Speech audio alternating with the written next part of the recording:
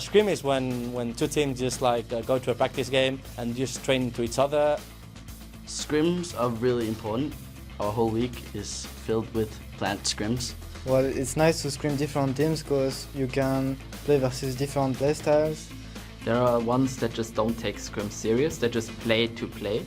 And there are others that like practice certain strategies. Winning or losing in a scrim isn't that important. The biggest thing I take away personally is training the matchups. You can learn that this champion is strong and you didn't know it. You learn a lot from them, you improve a lot, and you're playing with your team, which is a lot better than solo queue. And others like try one thing that they really want to do, a really early Drake, buff control. If that fails or not fails, it doesn't matter, they just keep practicing something. For me, it doesn't really matter if you win or lose, as long as we learn from our mistakes that we did in the game. That's why you play scrims, not to win, just to improve. Welcome back, LCS fans, as Quickshot and I are joined by amazing after that win versus Fnatic 2-0 this weekend. And what a game it was, this one. Tell me about going into picks and bans, and what did you guys really have your eye on? Well, obviously the Castellan pack is pretty renowned, so we want to get that out. Yellowstar is performing really well on Annie. That has also been a focus of ours. And what did we ban as well? You also banned out Elise. Oh, Steiner has been one of the few Elise players not to feed in-game. Like, even I have fed like a lot when I played her versus Fnatic. So we're going to get that out, and we did so. And we actually expect them to ban Lee Sin or pick it up in the first rotation. They didn't do so, they got punished. And yeah, we just wanted to get our main picks, get some hard engage on the support instead of the common pick, and win the game. I'm really happy to hear you say that, because the karma pick is something that you guys have been counter-picking against Annie until yesterday. Played Leona in both of the games. You played Lee Sin in both of the games. And you seem to have a lot more ability to start fights. Was it a plan from the get-go to have that initiation in those roles? Yes, it has been. The thing is, what changed for us this week is that we changed our approach. We wanted to be more of an active team and really punish Annie's mistake even harder. And that's more possible with hard engage on the jungle and support, especially if you have a roaming support as Unlimited is. He has a jungler mindset, and we try to use that. Well, that was the plan going into it, but then they had one weird thing to say coming into the lineup with the Lulu. That could have been some trouble. You guys did a lane swap to counter it. How did you else go about maybe shutting it down, or did you not think it was that dangerous? We did not really think it was that dangerous. Obviously farmed well in the lane swap, but we didn't really account for it in the first place because we thought it was mid in the rotation, and then I suddenly picked Syndra, so we're quite surprised. But we know that Lee Sin, Renekton is strong in lane swap. We didn't get a kill, but we got good farm at least on me and Renekton. So we managed to get through laning phase, and Lulu would have punished Renekton even harder than the lane swap would have. Explain to me how the Copenhagen Wolves decide to do a lane swap. We were looking at the numbers backstage, and out of the 14 games you guys have played, 6 of them you've actually initiated lane swaps. Did you know it was that high? And if you didn't, what are the decision-making factors for you and your team to say, this is what we want to do? Well, Forgiven is a really good AD carry in lane swaps. He gets way more auto takes off than anyone else, so we like to use that. We did some of the Challenger series already when we played on IEM Cologne and stuff. We used that a lot, and we just use our strengths. There's no really a thought process behind it. If we think we can lane, we do it, but especially when you like the hard engage, we just lane swap and use that in the lane swap and try to dive or just get through laning phase. Well, you guys definitely make it through the laning phase. I want to ask a little bit about Forgiven. We've seen in the past, whenever Lucian and Caitlyn are either banned away and first picked, Forgiven has struggled to have the same level of impact in the game. Got his hands on Caitlyn now. I believe he played Lucian yesterday. Is this something that you guys as a team are aware of and are working on, or how do you deal with that? Well, Caitlyn and Lucian are better in lane swaps and are better in pushing lanes. That's his style, so he likes to run it. And obviously, another issue for us is that we don't really peel for him in teamfights because we play really aggressive in teamfights, try to dive and stuff. So obviously he's going to perform worse on champions that don't have escapes, and others that do have escapes and are still in the game are not really as powerful as Lucian or Caitlyn. We're focusing a lot on the positive now because you won 2 games in a row, but it hasn't been all great the weeks before. What do you take from this and say, we did this good, but we should do this better? Well, obviously our rotations were pretty good. What we have to do better is to maybe improve our early game laning phase. I think even in this game, Youngbuck fell behind like 25 CS because of the lane swap, but that was also because Lealistar and Rekkes played it pretty well. In general, we have to be more cohesive as a team, and I think we can manage to make that progress. Well, I want to take a step back from the games because you guys performed amazingly this weekend. You had a 57-minute win yesterday. You've beat Fnatic in half of that today, getting in 28. What changed this week in your practice? You know, I told you before the interview, Youngback actually said on Twitter, hey, we need to work on our mid-game. And this weekend, you guys really shone. How did you improve it for this week's matches? We have a different approach in matches right now that we scrim. We try to have one kind of objective in mind, something like timing that flash 24/7, like really improving on those little things. And if you manage to do that, you will be more timely on your engages, you will be more timely on your punishes, and it really helps you making plays. All right, well, thank you very much, and congratulations once again. And of course, you guys at home have been tweeting at us using the hashtag, @LOL Esports, and earlier today we asked you which European LCS team has improved the most so far in this season and why. And here are some of the answers. The first one is from @WonderMalana. SK has made a huge improvement from week 1. Great teamwork, more confidence in plays, and all-around communication. Trev? I agree with that. I'm actually going to be casting the game later today, and I think when we look at SK as a team, they have gotten better and better, and the players themselves have said, we weren't performing at our best. I want to see how games like SK are going to do against the Copenhagen Wolves, who are also on the up and up, because I think a little bit more stability in your performance, and you could also be one of those teams as well. And the second one is from @KingJamesPenn. No one except Roccat to be expected Roccat to be atop the LCS standings after their somewhat shaky start. They have improved immensely. Somewhat shaky? I think it's a little unfair. They beat Gambit in week 2. Then they had a couple of uneven weeks. But I think overall, Roccat, they surprised everybody because I personally didn't think they were going to be as strong as they are in the LCS. Yeah, and they are at the top and they are staying there, which seems to be kind of trouble for some other teams. Then the last tweet is from @Mr. Tony Braces. The Super Hot crew have definitely improved the most. Impaler getting past the fact that every team bans them out, and solo laners have stepped up. What do you think about the Super Hot crew? They're really good right now.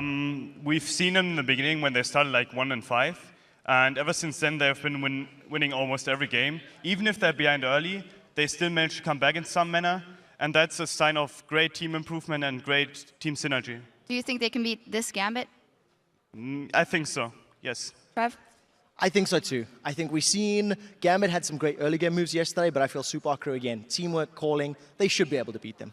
All right, well, of course, we'd like to thank you for all of your answers you sent to us. Remember to keep the social conversation going by using the hashtag LCS.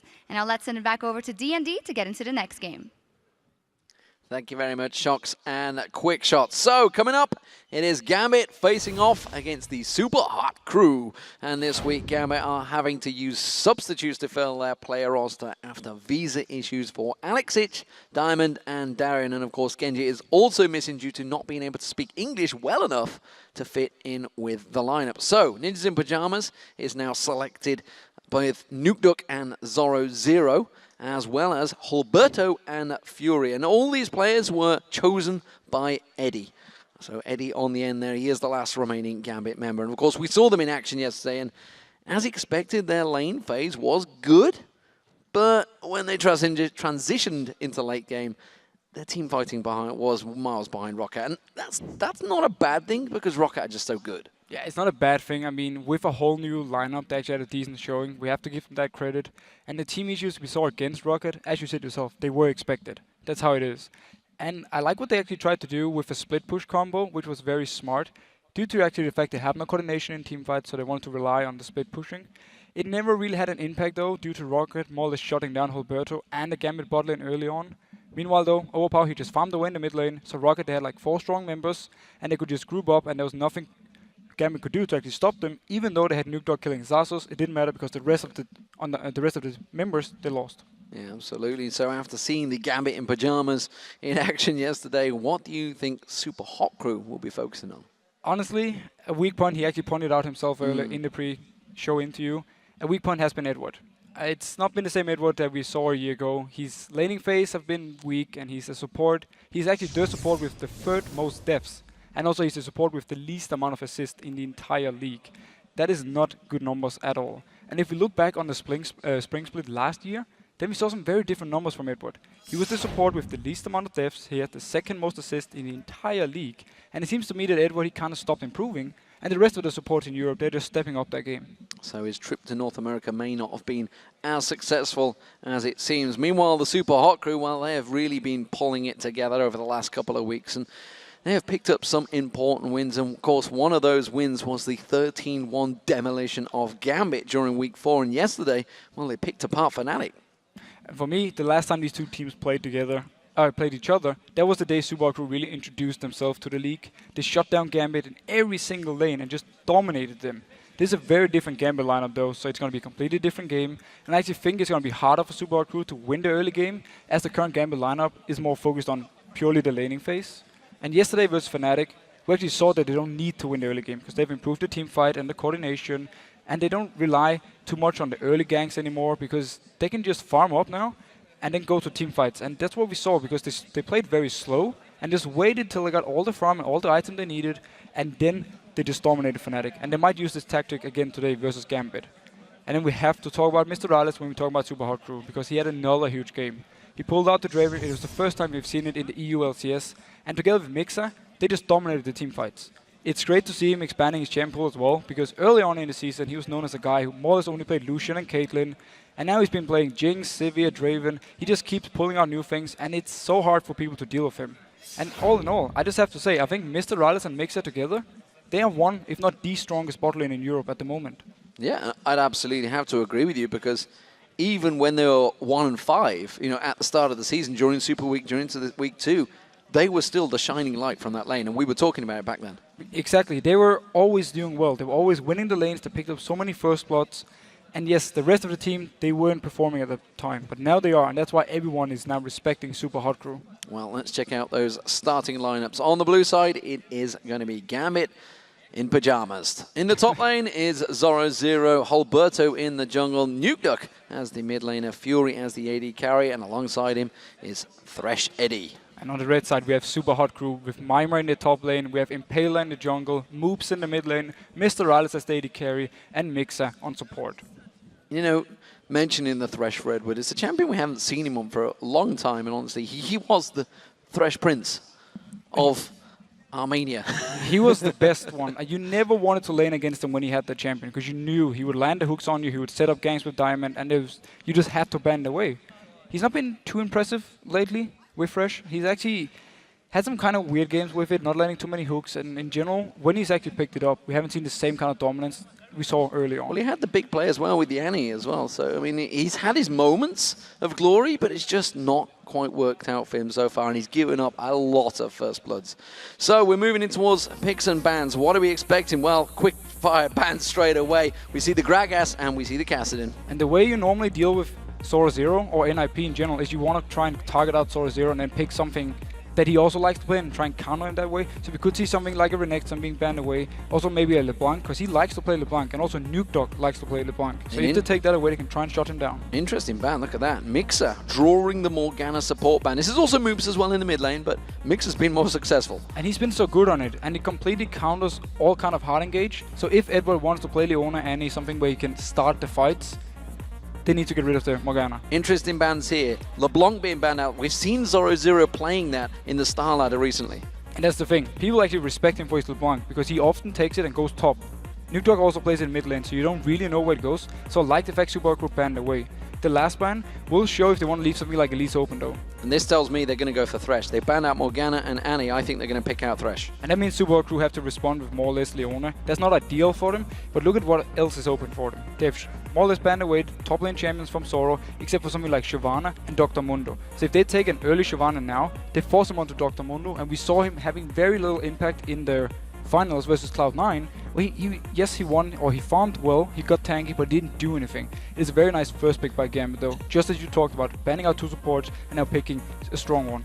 And they've taken Shyvana, and this time Elise, of course, being left open, so we'll see how Impaler does on that one. He has been playing a lot of Pantheon lately, so See how his Elise has been working out. We do have the Shyvana though, and it's one champion Mima really enjoyed playing. When people stopped playing it, he kept playing it, and he's been doing really well. He's having so much focus on split pushing and doing well in his lane. So we have to see what Zoro can bring up to kind of lane against him or try and shut him down early, so you don't get to the point where Shyvana becomes this very tanky and a lot of damage actually. It's very hard to deal with in team fights. Will he pull out the trundle at the moment? Lucian's being hovered over for Fury. Mundo is where he's going to go. That will be Zoro in the top lane. So things worked out for Super Haku's plan if it was actually to target him out. We don't know if they wanna or how they wanna deal with this Mundo when it comes to the real late game part. But I like Shyvana against it because you're gonna be this tanky monster yourself, and if they can manage to more or less lock him out, it's gonna be up to the bot lane and Nuke Dog to carry the game instead. So at the moment, Draven being thought about for Mr. Rales. We'll see whether there is a support choice, or will it be Jinx? Jinx is a champion he's played a lot of in solo queue. We've been looking at his history to see which way he'd go this week. And I'd be interested to see if he does pull that one out, because a lot of people have been drawing away from the Jinx lately. Yeah, because Jinx, it requires the enemy team to not have something that can directly get to you very easily. With the free picks from Gambit, they actually don't have anything to hard engage onto the Jinx or Draven if he locks down in. Oh, Kayle was left open. How the hell did that get through? We didn't even notice. Oh my god, and I don't think Gambit noticed either. So Moops is pulled out Kayle. And notice what Super Crew actually did. They wait with the AD carry pick because they want to see the rest, or at least most of, the rest of the lineup from Gambit to see can we actually take a Jinx or Draven, something that doesn't need an escape, because then we can dominate them from there on. And with Leona, to have the hard engage, it's a bit of a hard lane against Fresh, but then with Kayle, you just have so much scaling into late game from Super Crew's side. Well, with the Lulu and Olaf being locked in for Hulberto and Nuke Duck, not sure if that means he wants to go for the Jinx. I expect the Draven to come out after that. Well, he can more or less pick whatever he wants at the moment because there's no hard engage from Gambit's side. They all have to run into the face of Super Hot Crew, so it's going to be fairly easy for them to actually counter engage or block them out and let Mr. Raleigh stand in the back just going crazy. If you take the Lulu pick, I actually like the fact he locks it in here because against Kayle, it is giving him a lot of pressure, and it means Nudrock can try and go for some kills on moves early on. Well, it's clear discussions. You can see Mr. Raleigh at the bottom part of your screen discussing it with the team, and this is something we've noticed a lot with Super Hot Crew. Their communication has really stepped up over the last few weeks. It stepped up so much, and in general just the champ select, the champions they play, the combos they pull off, just it really impresses me the fact they wait with the AD carry because they wanna have the option of picking this Jinx, but they're not 100% sure yet because they know they cannot pick it in if Gambit locks in some hard engage. So I like the fact they're playing this. So what do we see from these two teams? For me, Super Hot Crew look like they've got exactly what they wanted. Yeah, it seems like Super Hot Crew got pretty much the perfect lineup for them. They have Mima on Shyvana, he can split push, he loves to play it. They have Elise, one of the strongest junglers in the game. Kayle, who just scales into the late game, becomes this absolute monster. You have Mr. Rales on Jinx, so much damage he can put out. Such a strong champion in team fights. And obviously you have Mixer on the hard engage champions. He is the shot caller when it comes to engaging, together with Impaler. And they love to do this where they like coordinate it in.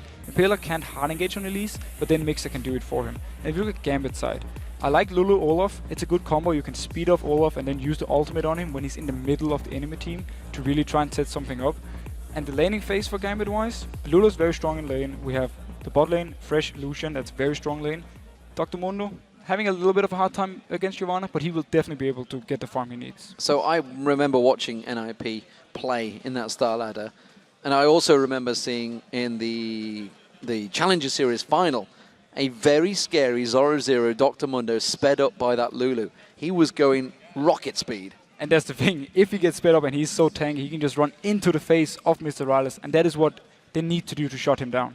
Well, we'll see how that one works out. Now that the players have chosen their champions, let's see how you guys scored this match, with 71% of you voting for Gambit against the Super Hot Crew. I think that may well be the fan base of Gambit voting before they knew the exact lineup. Yeah, I would probably switch the one around, say 71% to Super Hot Crew instead. They are the clear favorites for this one, and they should be. Well, I mean, it shows, you know, the fact that the fan base really isn't there just yet for the Super Hot Crew, despite the fact they have been playing fantastically well lately. It's a bit like Lemon Dogs last season. Yes. It took some time for people to actually realize how good of a team Well, it is. I distinctly remember the game where Fnatic had a 96% vote up against the Lemon Dogs, and it was like, wow, really 4% of you voted for Lemon Dogs who are about to top the league? That is incredible.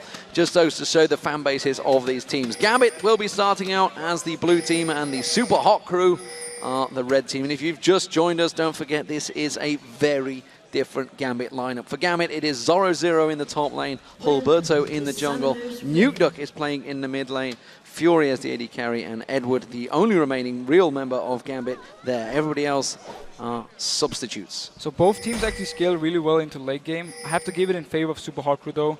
Elise is going to be very strong throughout the entire game. We have Shyvana who's going to be stronger and stronger and become this beast late game.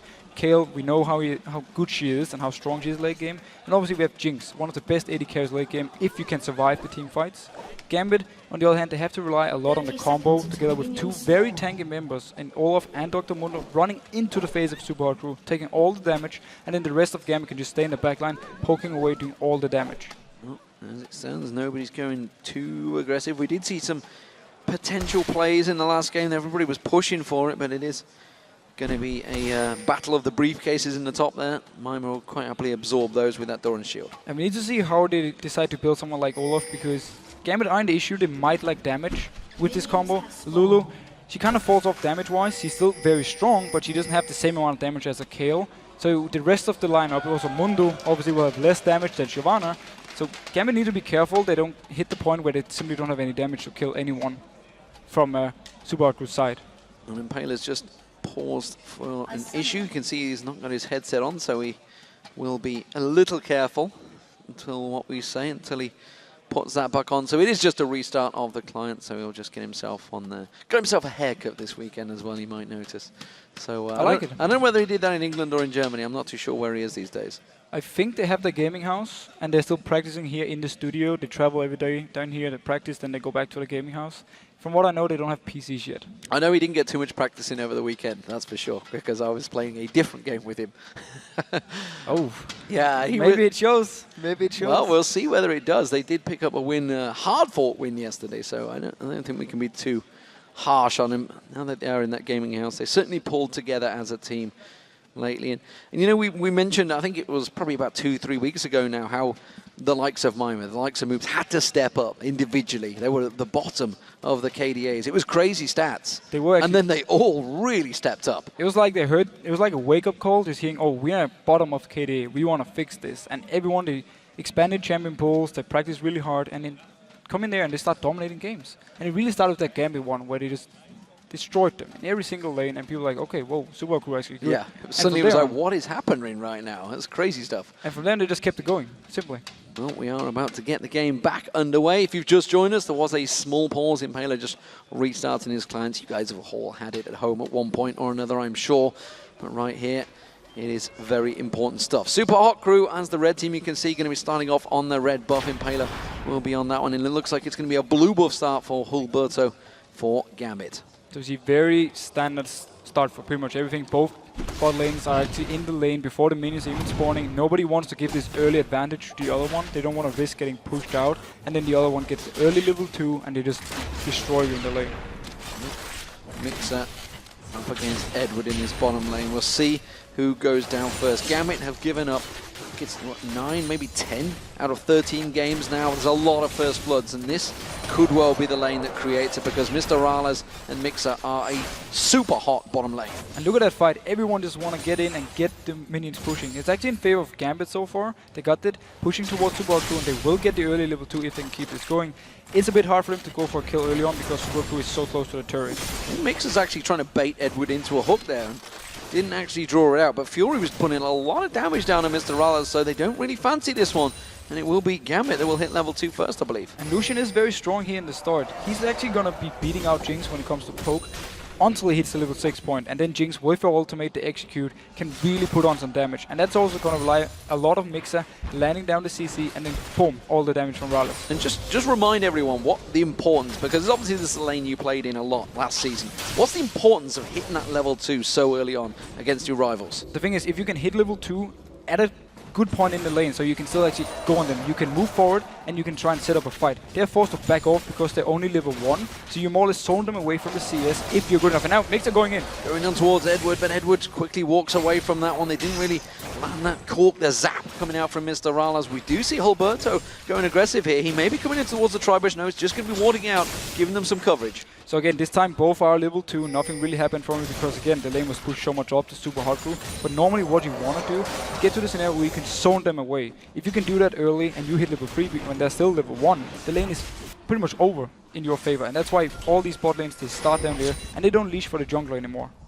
Well, as it stands, Zoro missing the briefcase on towards Mima. Mima going to be pushing up. How do we gauge this top lane? How is this going to fare out? A Shyvana versus a Mondo. It's not a line matchup we've seen probably since maybe week 1 and 2. It's in favor of Shyvana. You know, she has more damage early on. She can just shove the wave in. Zoro, he's just going to focus on farming everything he can. Once he gets very tanky, Shyvana can't kill him anymore, and then it turns into a farm fest, and it's going to be more involved around what happens elsewhere on the map, and they're going to join in for team fights. Zoro, he's bringing the teleport, so he can teleport in if something should happen, and then Mima, he's just going to stay top and focus on pushing down all the time. See how that farming session works. This mid lane, of course, Lulu up against Kayle. Lulu, a champion that's really risen to popularity throughout the solo queue, throughout the Korean scene, and then, of course, Alex Hitch was the first to bring it into the European scene. He was, and it was kind of mixed success. It wasn't bad, but it wasn't too good either. Impaler closing in on Nuke. Coming in, the Cocoon not quite going to land. That pick's just giving Nuke that extra burst of speed and turns around a Glitterlance, landing nicely on towards Impaler. So again, a little bit back to the top lane point. We need to see if we have an early build to Rune King onto Mima, or he decides to go full tank early on, how he wants to build it. Because it's going to give us an idea of how Super Crew wants to play the game, if they want to focus on split pushing or more team fight based. Let's remind the crowd, of course, Nuke has played against this Kayle before. That's, of course, last time it was Overpower that played it to devastating effect. I think he was trying to teleport open there. I don't think Nuke's going to let him quite do that one. Mr. Rallas has took a burst of damage down this bottom lane. We can see Gambit. Oh, aggression from Mixer, just making sure, you know, you're not going to back away quite so easily in the bush in our faces. Mr. Rallas was nowhere near that fight. No, but that is such a good play by Mixer, because he's forcing now Lucian to either stay in the lane or recall and lose some CS. He's he can't do anything, and Edward actually, he wants to try and back from this. So Super Crew can get some CS back now and maybe a little XP advantage. Yeah, they're managing to just lock them out and going to try and shove that wave as hard and fast as they can. And look at that. Fury cancelled his back. Fury is going to stay in that lane. And it means they can now shove it out. There's no risk of them dying because he's he has no chance of killing them. Out of mana is the phrase you're after. Out of mana. Sorry. Which basically means they can do whatever they want now. They can decide to recall or just stay and keep pushing it in and force him to see us on the turret. Well, Zoro is going to get baited in. Is he going to be outsmarted? That's the question. Has flashed away. The Ignite's gone down there. Impaler comes in. It's going to have to be a deep, deep dive. And they didn't fancy it.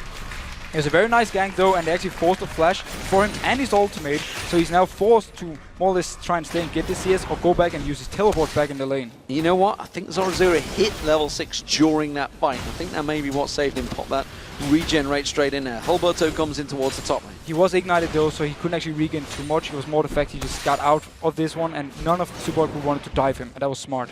Well, Fury has finally gone back. Of course, Eddie is still there, keeping out the lane. Ooh, different build coming out. It's going to be Blade of the Rune King start for Fury. That's actually very new for me. I haven't seen Lucian going for this. It means more or less his calling is going to do very little amount of damage, but his auto attacks and his more kiting abilities is going to be better. Hulberto comes around, and Paler puts some damage back on towards it. Jungler on jungler, and he wants to get that ward down. He wants to get coverage of that blue buff, and Moops is coming around. They may try and invade this. And they might actually be able to get it because Hulberto, he's recalling, and Nuke is still in the mid lane. They are spotting him out now. Will they try and stop it? Nope. Backs off. Well, it's going to back away. Nuke doesn't want any of that, and it's going to be Impaler taking that blue buff. So back to the Blade of the Rune King that we're going to see on Lucian. It shows to me that the way Gambit won a team fight is the 4 members of Gambit, they run into the face of Super Hard Crew and more or less leave Lucian together with Shyvana, and then with the Blade of the Rune King, he can try and kite him out and get some good damage on him. Edward getting locked up. The chomper's not quite on target from Mr. Rallis. Wanted to land them and keep Edward locked down a little bit longer. Nuke is backing away. Now blue buff will be up in a couple of seconds for the Super Hot Crew.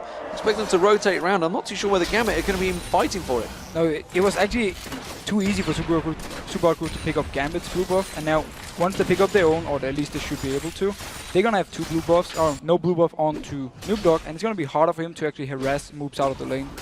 Well, Moops himself will be hoping to get that blue buff. We'll keep our eyes on that one, see whether Hulberto goes around there. Both Super Hot Crew back away. The blue buff has just respawned. We'll see whether Impaler goes down there and helps it out.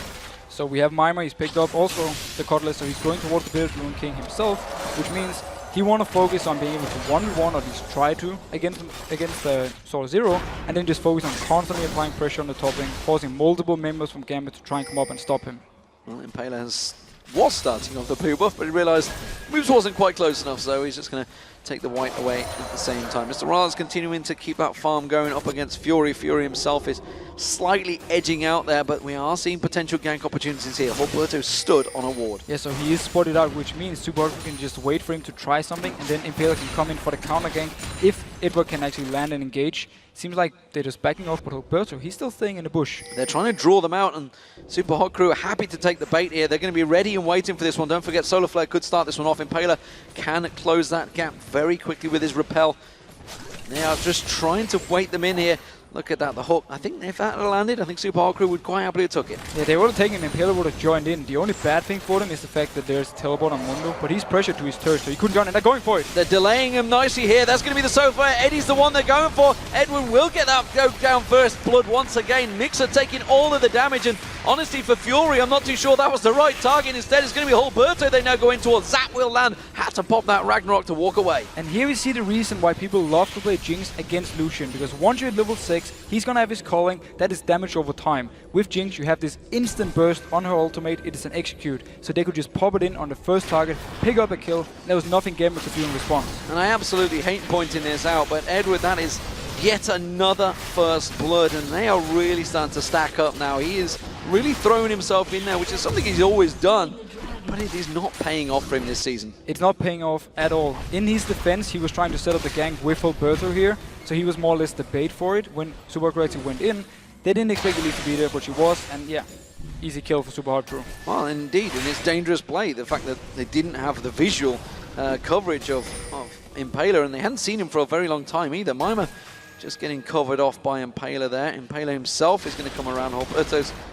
I wasn't sure whether he was just going to be cheeky and steal it away with a quick poison. Instead, this whole Nuke Duck they're going to go in towards. Can they land the cocoon? No, Nuke Duck sidesteps it once again. That little skittering spider will explode just behind Nuke Duck, and he will be safe for now. And Impaler, he keeps showing into the mid lane to put some pressure on Nuke. And notice how they didn't even take the blue buff at all. So now when Moop's first blue buff they took away from Gambit is gone, he can now pick up a second one and just continue farming. They want to make sure that Moops can get all the farm he needs early, so he becomes this very strong KO. And they still had that ward, of course, so they know exactly when that blue buff went down. So Nuke Duck going to feel he's going to be fighting for it once again next time they come back. Moops with that blue buff, and the Nashers in the mid lane. He's not too fearful of Nuke Duck, who's just gone back to get himself the Athene Sun Holy Grail. And now again, another smart thing about what Super Hard Crew is doing with the blue buff on Gambit's side is the fact that when you have Shyvana, she's going to shove out Mundo, and she can join the fight before him, and she's stronger in these early fights. So it means more or less that Super Hard Crew can pick the fight. Now Mixer going in. Mixer goes in, Solar Flare lands on towards Edward. Is it going to be enough? Edward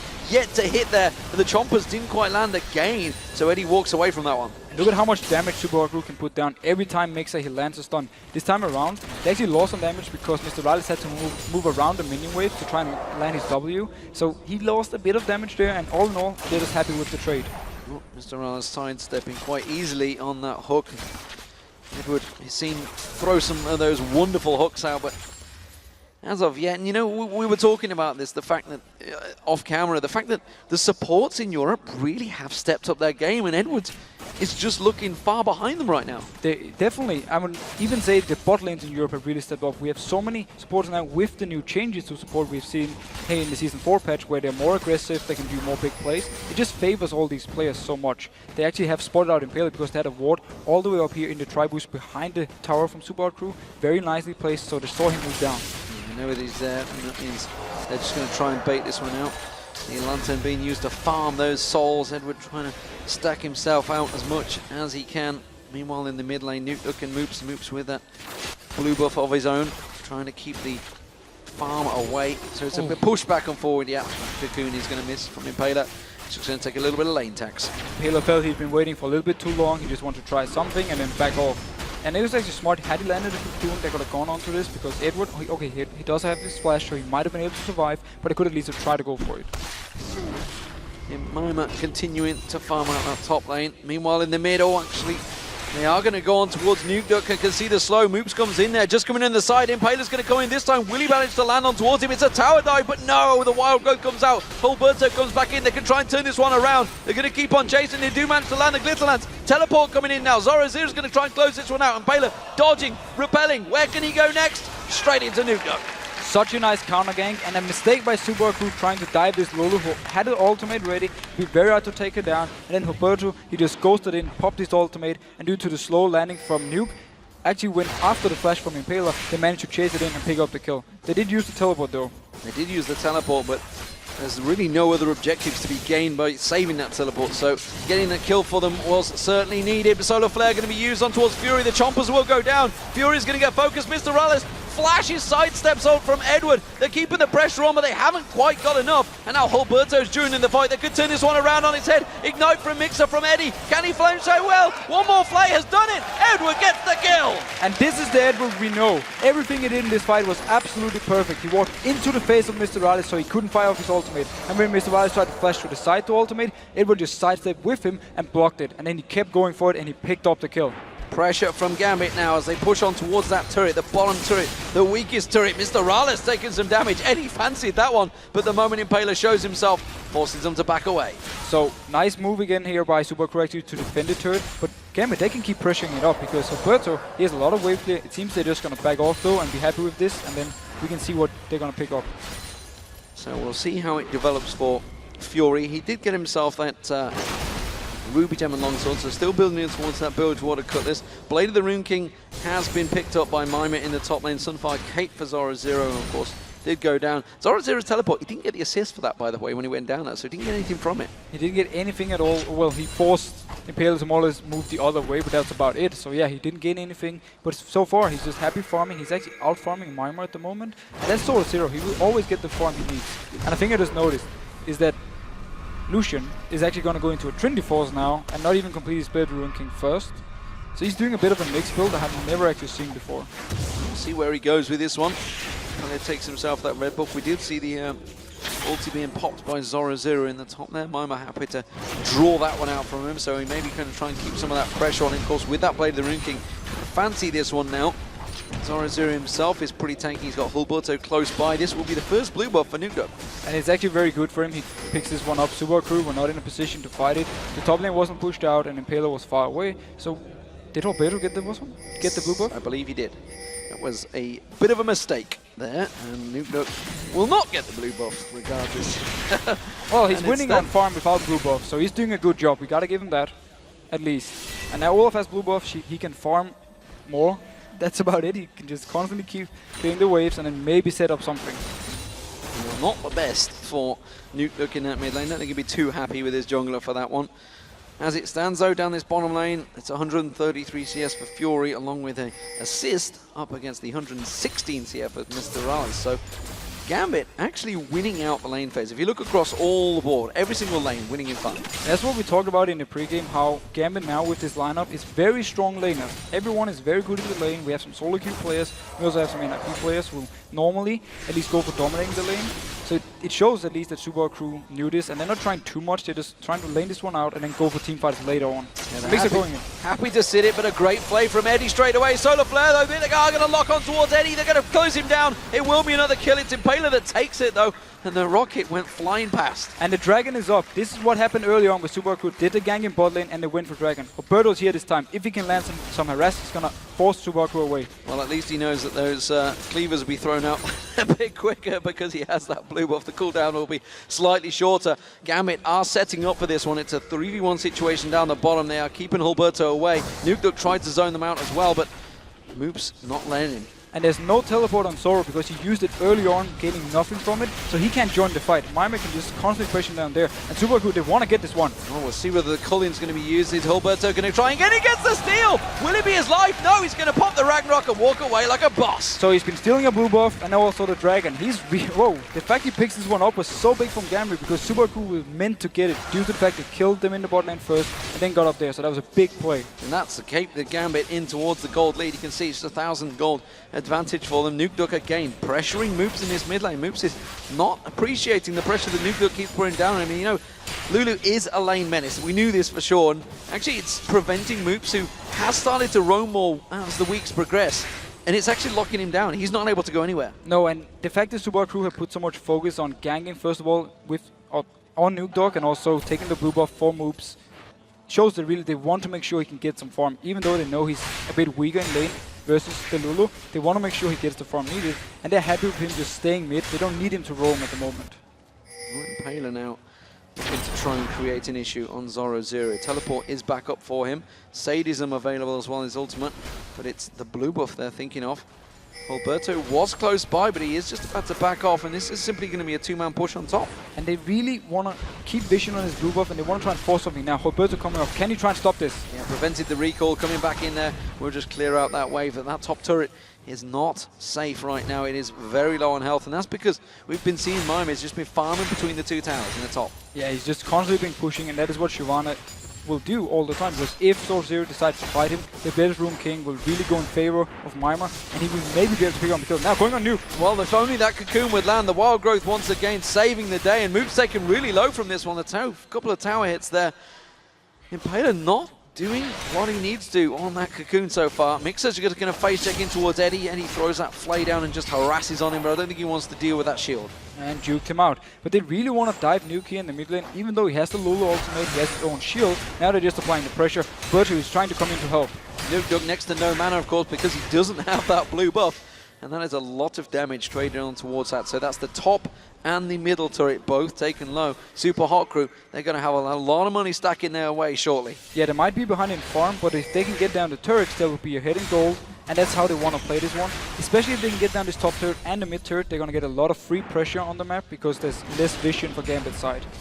SHC was completed. We see Nuke Dog, he's going towards that potential Rabadon's death cap. We'll see which way he goes with it. Could be a death by grasp. I don't know what Nuke Dog's going to go with it. We do see some wild builds already from Fury going towards that Trinity Force, as you mentioned earlier on. Meanwhile, Mr. Rales, he hasn't been back to buy for a while. He's been sitting on that Bloodthirster for a while, so we'll see which way he goes. You can see he's got 1,700 gold in his pocket. And look at the two top lanes, 2k apiece. Yeah, they're just farming away. Nobody really wants to recall at the moment. And for Mr. Rales, he's most likely going to go into the static shift. It's very normal on Jinx to get some more wave clear, and it gives you a little bit more upfront burst damage as well on the first hit. So, 20-minute mark has been passed. Not a single turret to go down. This has been a long turret phase. I think it was 27 minutes was the longest. I think that may have been yesterday as well, the Copenhagen Wolves versus Millennium. As it stands, Impaler will be taking down the red buff, and the farming will continue. And we need to see how much damage Nuke Dog can actually put out when he completes his Lich Bane. It's a very standard item on Lulu because you only have 2 scaling abilities more or less and your passive, so you need the Lich Bane. And this time around, no chances, Nuke Dog picks up the blue. Nuke Dog will get that blue buff.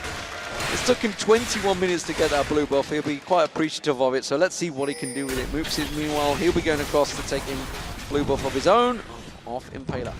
And here's the thing again with Nuke Dog, we need to see how he can teamfight. We saw him get a quarter kill in the finals against Cloud9 on the Lulu, where it was pure late game, he just ran around, he picked up the kills. He really needs to be very strong, and now Trinity Force is completed onto Fury. We'll see what he does with that Trinity Force, because Greaves was picked up by Mr. Rales, so hasn't spent too much just yet. We'll see how he moves on. Ping's going down. Still 2 minutes from the Dragon. It was all about that ping ward being covered out there, which I think Edward picked up. Yeah, but we really have to keep an eye on how Fury is going to play the team fights, because he's aiming a kite build. He can slow down someone, and he has the phage for himself to make himself faster. So he's more or less just going to say, I don't want to die, I'm just going to shoot at you and keep running backwards and backwards, and make sure you can never get to me. If only the crowd would have seen you doing the culling motion there as well. I know, it looked pretty cool. It was beautiful. It's beautiful stuff. He's very animated here in this casting. Edward does manage to back away from that one when Alberto came around, but not a hard engage coming out from Super Hot Crew, just pulling some poke down on Eddie. And once again, Impaler's been having full focus on the mid lane and then also the bot lane. He only went top once for the gank, and now they're going here. Solar Flare being thrown down, but it didn't land. Zenith Blade will lock up Fury instead. Fury taking solo the Ignite. If Barry's about to wear off, he will go down. Mixer's the one that gets the kill. Mr. Rale's now getting focused. Alberto comes around. He chomps him down. Now Impaler's in trouble. Eddie with the flay. That's a double kill for Alberto. He's going to keep on running. The Hawk comes out from Edward on Mixer. Who is the top support? Well, it's caught, it's Eddie. The Flay follows through, and Hulberto, he will get himself a triple kill. And it's actually Super Crew who starts the fight. First of all, they missed the ultimate on Mixer, so they can't go straight in for this one. Then, the rest of them, they actually flash into the turret to try and finish off Fury, which meant that Hulberto could join the fight and just pick up some free kills because there were no flashes except for on Mixer, and Gambit just completely turned it around. Great fight for Gambit. Zoro0 defending off in this top lane, keeping Mima at bay, but wow, that will certainly give them a boost. And you know what? Getting an Olaf fade, that is not a bad thing. And look how tanky he is already. He's gonna be such a monster when it gets to the fights. He can get, you know, speed up from Nuke Dog, get into the face of Super Hard Crew, and they won't be able to stop him due to his ultimate, and then also the Lulu ultimate on top. He's gonna be very hard to deal with. And we talked about it, you know, the fact that the mobility of Mr. Rala, as we mentioned, you know, if he gets caught out, he is in desperate trouble, and he was just wrecked there. They went too aggressive on Fury. Now Impaler, he's coming around the side here to put that pink ward down, spotting out Hulberto, and Nuke Duck trying to set up a trap, but it is the Dragon they're focusing on. And this time around, there is a teleport ready on Zoro, and he actually pushed up the wave, so he can join it now. Look at him moving backwards up on top. He might want to join in. Well, Mima's going to keep track of him, so we'll keep our eye on that one. They actually cancelled the Dragon. Pinkwood was thrown down, and that's going to get cleared out. Sweeping lens from the Super Hot Crew will clear out the coverage from Edward. And this could turn into a 4v5, of course. Zoro0, don't forget, can get interrupted by Mima's Dragon's Descent. But this is a very scary team fight if Super Hot Crew decides to take it, because there's no flash on Mr. Rales. So the only escape he actually has is gone. If Hulberto gets to him, if Zoro0 gets to him, there's no chance for him to actually get away. Zoro0 has already had to use that sadism in that top lane. Mima's put a lot of pressure on him. Mima did use his ultimate on towards him as well, so no interrupt on Zoro0. In fact, Zoro0 Mima has backed off. This could trigger the start for Gambit. Yeah, and Gambit are actually around this area. They want to clear out some vision from Super Hot Crew's side because they have a lot of wards going down. Well, we see Zoro0, he's going back to base. I think he's going to run straight towards his Dragon. Hulberto's going to start it off. There's the teleport. Zoro0's coming in on this one, and Gambit want themselves a second Dragon. Mima comes around the side. Mixer in there. A repel from Impaler. Impaler's getting caught out. He's being chased on there. Moves tries to come in from the side, but this is a horrible, horrible pincer move for the Super Hot Crew. They are all split up, and this is surely going to only go one way. It will be Gambit pushing them down. Zoro0 does a bully job and keeps them away, and Fury, well, he got the kill on Mixer. It's another Dragon for Gambit. And Super Hot Crew do the biggest mistake you can do when starting a fight. They were completely split up. There were two members of them on one side, the rest on the other one, so it's easy for Gambit to single them out and just go straight for them. Great stuff for Gambit here. They really have done a job in the lane phase. We thought they might, but how will it transition into towards the team fights? That's where the real money will be tested, because they are going to be pushing on. But again, everything so far has been solo played. Little bit of help from Hulberto. It's a tower down. It's another tower down in mid as well. 2 towers. Gold is tumbling Gambit's way. They've now got a 5,000 gold advantage over the Super Hot Crew. And the only bright thing for Super Hot Crew's side is the fact that the mid lane turret and the top turret are fairly low. So if they can win a fight, they can go there, take these turrets, and get back in gold. But so far, Gambit are just doing a great job laning-wise, and Hulberto, he's been on fire. Every time he shows up for a counter gank, he picks up a kill. Mima taking away the red buff, but he's got to get to his tower because Zoro0 shot that wave back on towards it. He's going to back himself off. I think he's already just pinged saying, I'm taking you white as well, mate. Hulberto, you are too fed, so I'm going to take the jungle away from you. Mima, he's just doing a defensive job, and Hulberto is coming around thinking, great, I'm not getting anything from this top half of the jungle. Nuke Duck's going to be taking me blue. Poor Hulberto, he just has to be happy with the kills he got. And he's actually very, very tanky from a jungle at the moment. Same goes for Zoro0. He's been farming constantly up in the top lane. He's more or less not even missed any CS because he's picked up so many. So he's going to be very, very hard to kill, especially because Super Crew have to rely on the fact it's Mr. Rales and Moves killing him. What I'm interested in seeing is just how fast Hulberto is going to be able to run. Because he's got Ghost, he's got Ragnarok, he's going to have Nuke Duck's picks, shield. And then we need a talisman on Edward. The talisman on Edward. It could be lightning across that map. I fear for Mr. Rales right now. I fear for the cameraman if you have to try and follow him around and just speed up. Trying to keep track of him. And you know, this is an unusual setup. The fact that Super Hot Crew's bottom lane, they did get first blood. Let's not forget that. They did get the first kill. But Mr. Rales is yet to get that kill because it's been Mixer that's picked 2 of them up. And it's been a very hard laning phase due to Fury doing a lot of poking onto them and Edward doing a lot of poking. And every time Super Crew went in for something, they couldn't really pick it up unless Impaler was there. And then the last engage, we had Hulberto joining down. They tried to dive in. It was too aggressive, and instead they gave up 3 kills. And that's why they are in the position they are now. A very different game from last time the Super Hot Crew faced Gambit. The two top laners are just going at it right now. And now seeing Zoro0, Sadism was used, so he's just going to regenerate all his health. Not a great deal to view from it other than Mima just putting the pressure down on him. We'll see how it develops. Dragon Descent wasn't used, but if Nuke comes up here, that could be a problem for Mima. They can at least try and force out the ultimate and the flash of Mima and put him in a situation where it's very scary for him to split push. I'm not even sure he spotted him. They're going for this one. They're going to go in towards it. Zoro0 is taking low. Mima going to have to use that Dragon Descent to get away. Will the picks come out? Oh, he will. The flash comes out. He's dead. Nuke gets in there. Such a nice gang. Nuke, he actually didn't get spotted by the ward, so he came all the way around and it was too late for Mima, who was stuck in the middle of the lane. He was slowed down and then he just picked up the kill. Oh, you can see Super Hot Crew realizing the danger, and that was a flash from Moops. Thought he was going to get caught out. Mr. Rallis having to go up to the top there. He's going to try and throw the chompers down. The zap comes out, sidestepped by Zoro0. AD carry gangs are not the strongest, at least not onto this very tanky Dr. Mundo, and it means Gambit can now take up another turret and then keep going around on the map. And this is incredible because I was talking about how well Super Hot Crew's done in that lane. In fact, they pushed all those waves, but Gambit, just after those little bit of plays, taking the dragon fight, they have turned it around and really pressured Super Hot Crew. And overall, we have had better gangs from Gambit's side, and now also roaming from Nuke. Moops haven't moved away from the mid lane. He's just full focus on the farming. So Nuke, he just moved up top, picked up the kill, which meant they got the turret. And overall, Gambit actually moving around better on the map than Super Hot Crew is.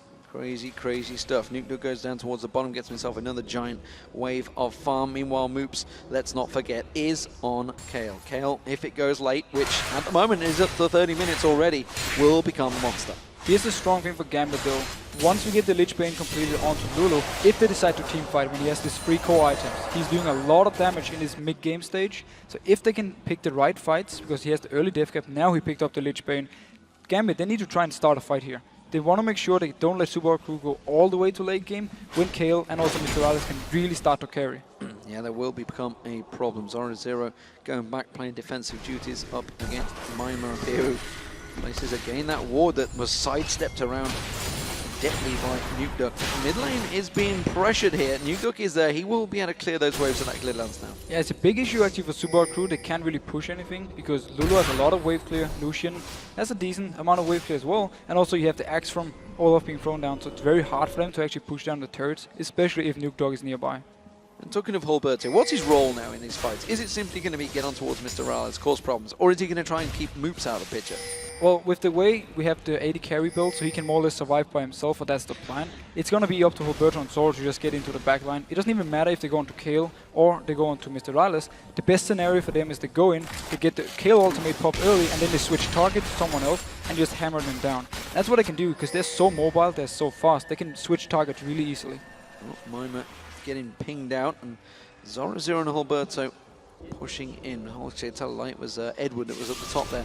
Lot of wards placed around that top half of the jungle, so full coverage given for Zoro0. Zap not going to land its target, and again, they're pushing in. They will get themselves the first turret of the game for the Super Hot Crew. Just as we praised the wave clear from Gambit, they were actually a little bit out of position, and Super Hot Crew, they punished it. The turret was already very low, so they could easily go in and pick it up. That's a hard word to say. Yeah, hurt. My Danish is not great, but I'm pretty sure we're starting to drift in. Who knows? At the moment, Mima is taking away that red buff, and he's got to keep dealing with Zoro0. He's been a pest in that top lane. A red buff will help him at least to duel Zoro, but Zoro can just always kite away from him. He keeps throwing down the cleavers, he has his ultimate from more move speed, so he doesn't even want to fight, he just want to farm and push the wave. He has teleport ready, so for this dragon he can join in again. He's getting taken down very quickly by Gambit, and Super Hot Crew far too late to the party there. Gambit locking it up, but Edward's going to get caught out. Oh, the zap caught him as well. Is it going to be enough? No. Flashes away. The shield just about enough to give him away. The culling coming out simply keeping them at bay here. Nuke's coming in at the side, but he's split apart from his team. But this is all happening while they've let Zoro0 farm the top turret. Yeah, he didn't even want to teleport down because they already got the dragon, and the rest of Gambit were just disengaging. Now Super Hot Crew, are they moving for him or the Baron? It looks like it may well be the Baron. They're going to take down that ping ward. Oh, there's a lot of ping wards on there. That's going to surely slow them down. I'm not too sure where they're going to start it off. They are. They're going to continue. This is dangerous, dangerous play here. Gambit are closing in. They can take a fight and they're going in. Solar Flare goes down, but Hulberto's going deep. Mixer's going to focus on towards Nuke Duck, but look how much damage he's taken now. Mixer's all in trouble. He's going to get taken out. Fury, oh, they've got him between a rock and a hard place. Zero comes in. A lot of damage on towards him, but still no kills. And the Super Hot Crew are melting there. Impaler goes down. Gambit are just romping to victory here. Mr. Rales gets dropped and Moops is running for his life, but look at this little pixie chasing him down. It is a quick Lich Bane chasing another Lich Bane, and Moops is going to try. No! Because the flash comes out from Nuke Duck, and it's the Baron for Gambit. And Super Hot Crew couldn't have picked the worst time to go Baron. Yes, Edward was in base, but the rest of Gambit were nearby. They went in there, they stopped everything from going on, and they picked the right fight, because look at the items on Gambit's side. They have all the core items they need for all the members, so it was an easy fight for them to take. Notice how when it all started, they were cutting it away. Mixer, he moved in, they got an easy kill on him, and then from there on they just piled onto them with the very tanky bruisers and a lot of damage from Nuke Dog and Fury. And for once, the focus from Super Hot Crew was all over the place. They didn't know who to go for. They thought they'd managed to work the damage down. Then they nearly chopped Zoro down. His ultimate just brought all his hit points back, and they just didn't focus on the right things. Ironically, Mixer caught Nuke Dog, but nobody followed through. Nobody followed because the rest of Gambit were there, and everyone actually, Nuke Dog as well, he started backing off instantly as he caught him. And the rest of Super Hot Crew, just as you said, due to Zoro coming from the backside, they didn't know which one to go for. They couldn't really flash into this one, or they seemed very confused at least when the fight actually started, and Gambit just punished him for it. May well have been a bit of a rash call, I think, coming out from the Super Hot Crew, and that has put them 13,000 gold behind, which is a gigantic deficit 34 minutes into this game. Now they have to try and turtle this one out. They've been in this situation before. SK Gaming themselves are the kings of turtle along with the Copenhagen Wolves, but Super Hot Crew have done a good job of it themselves. They were down against Fnatic in the lane phase, and they are down against Gambit in a much more serious situation. Gambit will be able to split push with the teleport, and also if they want to dive, with these very two tanky champions, Olaf and Mundo, they can tank a lot of hits. Maima, he's in the top lane now, so he's not going to join in for this defense at all. Well, it's a 4-man Gambit versus a 4-man Super Hot Crew, as the top turret will go down, but the bottom inner turret will be going down as well. The Gambit are taking down every little advantage they can. So, only the inhibitor turrets left for Gambit to just chop through, doing a better job, ironically, Gambit in pajamas than the Gambit team themselves. And the hard thing for Super Hot Crew now is they can really fight in an overall team fight. And now, oh, Hook almost actually landed onto Impaler, but they couldn't follow up on it. Didn't want to fly themselves through. Mixer taking, I tell you what, those infected cleavers from Zoro, they're starting to do some serious damage. This is a very, very tanky Mundo right now, tanking that tower for days. A lot of poke they actually have on Gambit's side, and then they can do this thing with Lulu where he shields himself or someone else, and they move in and they hit it. And very nice lantern by it, because notice if someone should be able to go in on him, they can just click the lantern and jump out. They've got no way to alleviate the pressure here. This is a simple siege coming out from Gambit, but they're not getting a great deal of damage on towards the turrets. Now, Nuke Duck's going to rotate around. They've got a good, clean shot on towards this turret. They've taken a lot of damage on it. Fury's going to go aggressive. Couple more hits will do it, but look how quick they'd use the lantern to switch lanes straight in towards this bottom inhibitor turret. Zoro is tanking it up, saying Fury, hit the goddamn thing. He will. Mixer comes in. Oh, intervention having to be used there on Mixer. That's not a great start. Impaler's caught out, has to repel. The culling will not land. Instead, he lands on Hulberto and runs away. Crazy, crazy stuff, but that inhibitor turret will go down. Don't forget the bottom one is taken low as well. Super Hot Crew, they're going to back away. They're going to lose 2 inhibitors here. And Gambit is just moving back and forth between these turrets. They force Super Crew to react to it, and it's so smart by them because they always get some damage on the turrets, and now they got it so low. And also Mixer actually went in on Nuke. They didn't manage to pick up the kill, so he had to get the kill ultimate and get out there, and it was too easy for Gambit to go in and take the turret. Well, could we be seeing the first win for Nuke Duck and Zoro on this stage? They are 0-6 currently, and it's been a long, hard battle for them. They have, of course, come into the LCS as substitutes, not the entire Nudes in Pajamas outfit here, but in the guise of Gambit right now, they are doing a fantastic job up against the Super Hot Crew, who themselves were on a 4-game win streak, and this is certainly looking like it may well put an end to it. Yeah, it looks very hard for Super Hot Crew to actually get to the late game point where Kale and Mr. Rales really have to step up the game and start dealing so much damage that Gambit can't tank it. Because they are so tanky at the moment, and look at all the items. They're almost fully stacked out on both Olaf and Mundo, so they will not be able to die unless the rest of entire Super Hot Crew just focus all the damage onto one person. Look at the Super Hot Crew. They were desperately trying to make a pick, trying to make a play. They were hoping that somebody somewhere would come for them, but instead the Dragon in 20 seconds. Gambit had no interest in that. Instead, they are a 5-man group and they've all been pot. Look at how much all of these have got pots. Look at the glowing. Eddie has bought both Brilliance pot and Fortitude pot, as well as Zora Zero and Hulberto. They want to finish this game. They just want to push up with the minions, get the top turret, get the inhib, and then just pressure Super Crew all the way into their own nexus. And look at Zora Zero. He's just going to tank this one up, and why not? Because he's by far the strongest member in there. Hulberto himself has got 4,000 hit points. Mimer's going to come in, and the solar flare is going to be used, but simply just pops on towards it. Eddie just tanks up all of the damage from the Super Hot Crew, simply shrugging it off, and he's just the support. He's just the support, but the only thing Super Crew actually used was the ultimate from Mixer. And now Hook again on Impaler. Uh-oh, intervention. Impaler having to be saved there by Moops, and they are going to back away. This is going to be another inhibitor turret going down. Mixer's desperately trying to look to make a play, but nobody is stepping out of position for Gambit. The hook on Mimer pulls him in. He's going to have to Dragon's Descent if he wants to get out of this. Mixer goes way too deep there. Then quick Glitterlance comes across, forces Mimer away. The flash hook! Oh my god, you caught yourself a Dragon there, Eddie. He does manage to get away. Oh, and a great turnaround rocket from Mr. Rales, but it's going to be the third inhibitor of the game going down. The Nexus turrets are in danger of falling as well. Mimer's coming around, but there's nothing they can do. Gambit Gaming have taken down Super Hot Crew with the help of some pajamas. And every single hook from Edward in the end just landed, and it meant they could get the turret in the end and then push in for the win. Such nice play by Gambit overall. They won the laning phase with some nice ganks from Alberto, and from there on they just didn't give Super Crew a chance. Fantastic stuff, and a big win for everybody involved in the Gambit Gaming fraternity, I guess you could call it, because they are now 9 members, all those substitutes being used. Edward handpicked his team, by the way, I should point out. And Zora Zero Nuke really performed this time around, and you've got to give a massive shout out to Hulberto, because what a performance he put in on Olaf. Everything he did turned out to be kills, turned out to be something in favor of Gambit, and he just got this Olaf so strong that together with Zora Zero, the front line, they couldn't even touch it from Super Hot Crew's side. And just when we talked about Edward before the game, he really stepped up. He landed so many good hooks here, and the laning phase with Fury went so well. They shut down Mixer and Mr. Rales and got ahead in every single lane, and picked also an early bot turret. So fantastic, fantastic stuff. You see Zora Zero there on your screen. Played a great Shyvana. You know, they tried to ban him out on Mundo, but it wasn't to be. It wasn't to be. He managed to actually win the farm against Mimer on Shyvana, and then just beat this very fully tanky Dr. Mundo that you can't really deal with. And Zoro itself, I like the fact they tried to ban him out, but I like even more the fact that he then picked up something else and he really showed that he has more champions to play. Nuke actually kind of proving how to play Lulu this time around. He really did a fantastic job on it. But the thing with Lulu, she's so strong in the lane, and then when you have these 3 core items, the Death Cap, the Athenes, and also the Lich Bane, if you pick the right fights, you are very, very strong. You have a lot of damage coming in, and also the utility you bring. We see how much move speed he's giving, and also the shields, everything. So they just managed to more or less win the game in the mid game, just like they should.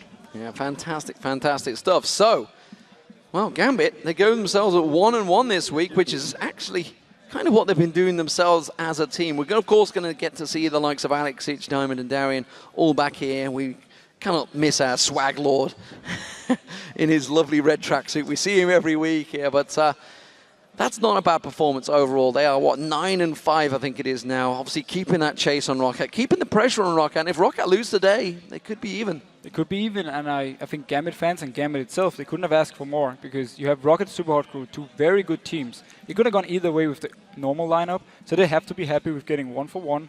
And overall, they have to give a big thank you to the 4 substitutes and Edward for picking them up.